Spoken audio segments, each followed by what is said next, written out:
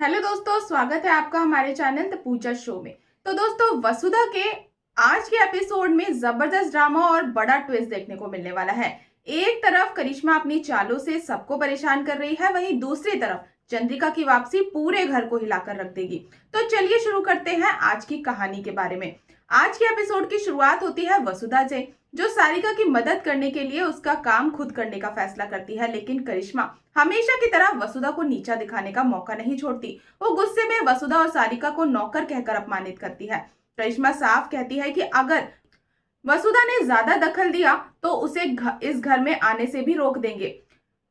सारिका वसुधा से कहती है कि वो खुद काम कर लेगी, लेकिन तभी करिश्मा जानबूझकर फर्श को गंदा कर देती है और सारिका को उसे साफ करने का आदेश देती है।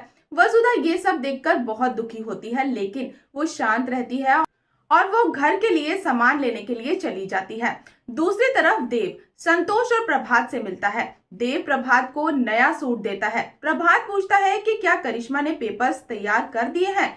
तब देव बताता है कि करिश्मा काम कर रही है और सिर्फ दिखावे के लिए पैसे दिखाने होंगे। देव अपने दोस्त समर प्रताप सिंह के बारे में बताता है, जो उन्हें फंड देने के लिए तैयार है। ये सुनकर प्रभात और संतोष खुश हो जाते हैं। इसी बीच सड़क पर एक बड़ा हादसा हो जाता है। एक लड़का तेज रफ्तार में गाड़ी चलाते हुए बूढ़े आदमी को टक्कर मार देता है। वसुधा तुरंत वहां पहुंच जाती है और उस बुजुर्ग की मदद करती है, लेकिन वो लड़का उल्टा उस बूढ़े आदमी को ही डांटने लगता है और पैसे फेंककर उसका अपमान करता है। वसुधा का गुस्सा फूट पड़ता है। वो पत्थर उठाकर लड़के को धमकी देती है और कहती है कि अगर उसने उस बुजुर्ग को अस्पताल नहीं पहुंचाया तो वो उसकी गाड़ी का शीशा तोड़ देगी। मजबूरन होकर वो लड़का मान जाता है और बुजुर्ग को अपने साथ लेकर जाता है, लेकिन बाद में पता चलता है कि उसने बूढ़े आदमी को रास्ते में ही उतार दिया और इलाज के लिए पैसे देकर चला गया। वसुधा ये सुनकर और ज्यादा इमोशनल हो जाती है और खुद उस आदमी को अस्पताल ले जाने का फैसला करती है। दूसरी तरफ वही लड़का देव से मिलने पहुंचता है। देव उसका परिचय समर के रूप में करवाता है।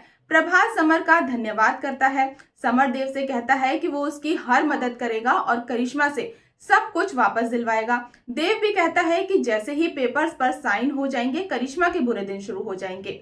इधर वसुधा घर लौटती है और हनुमंत को सड़क वाले हादसे के बारे में बताती है। तभी उसे पता चलता है कि चंद्रिका घर में नहीं है। ये सुनते ही वसुधा घबरा जाती है और उसे शक हो जाता है कि कहीं करिश्मा ने चंद्रिका को अगवा तो नहीं कर लिया।